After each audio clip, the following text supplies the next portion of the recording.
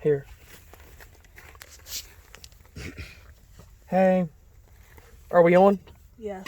Hey, so this is what I found so far.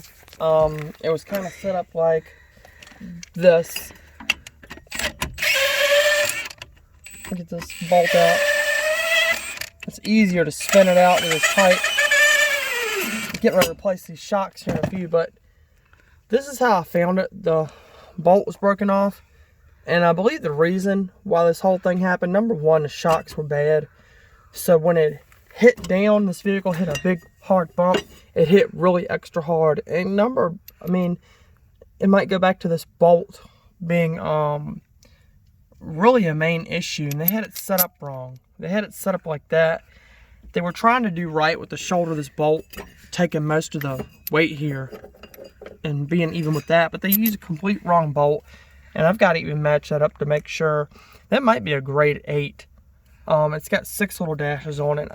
I'm not exactly sure. I think it's a grade 8 though, but we're gonna get a new bolt, and we're not gonna do any of this big nut on here like this, what they've done. I'm not going to do that. I'm going to get the right bolt, so the shoulder of the bolt is shorter right here.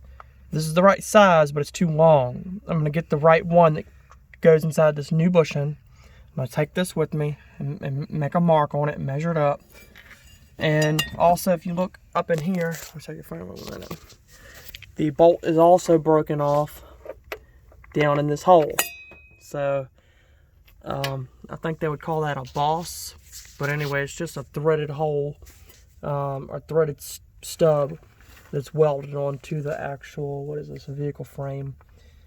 Anyway, that's very important because that takes that part of the upper shock tower mount right there. In other words, you know, let's see if we can get a depth perception. There's a couple threads in. If you look right there, see if I can. There we go. So, see, it's broken off below surface by a couple threads.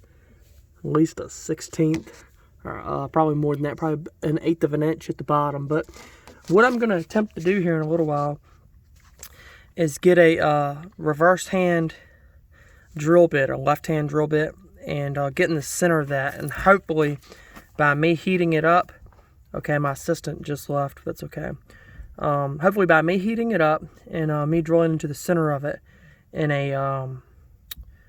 be a counterclockwise direction.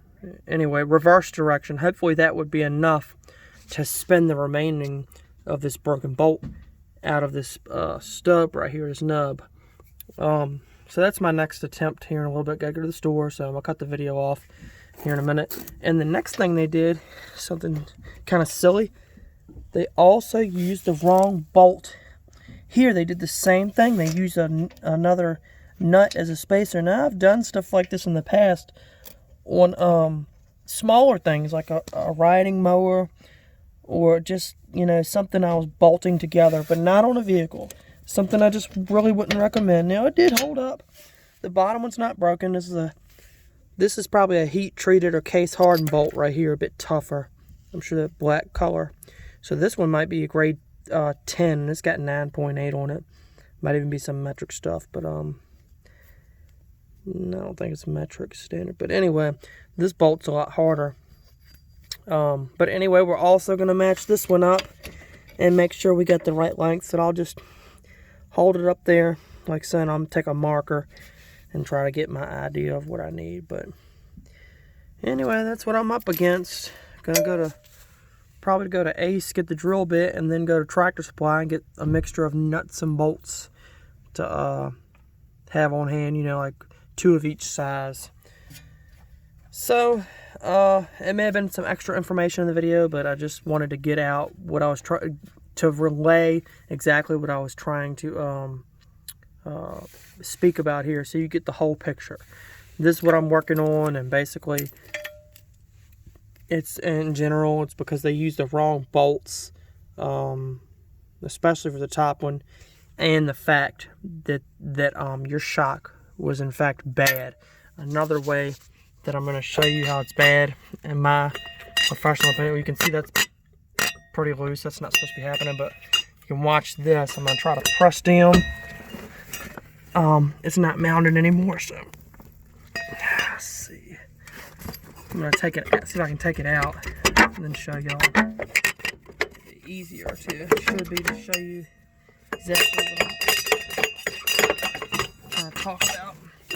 So here it is on the ground. It's out. Now I'm gonna press down on it.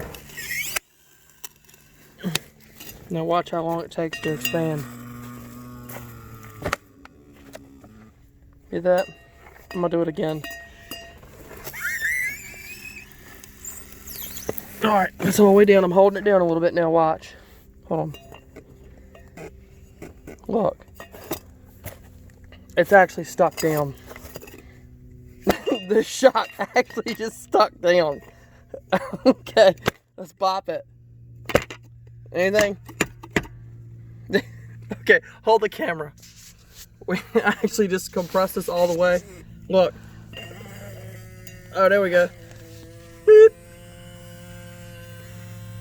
Any day now. So yeah, okay, picture this. You go over a bump and it's hammering down.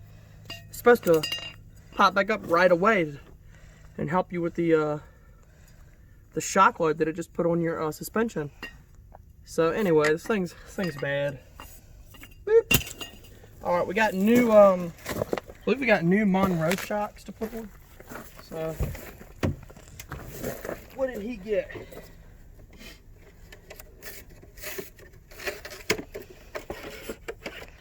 Yeah, baby, he got the new Monroes. And you know, he doesn't really, this customer, he doesn't really use this vehicle really hard.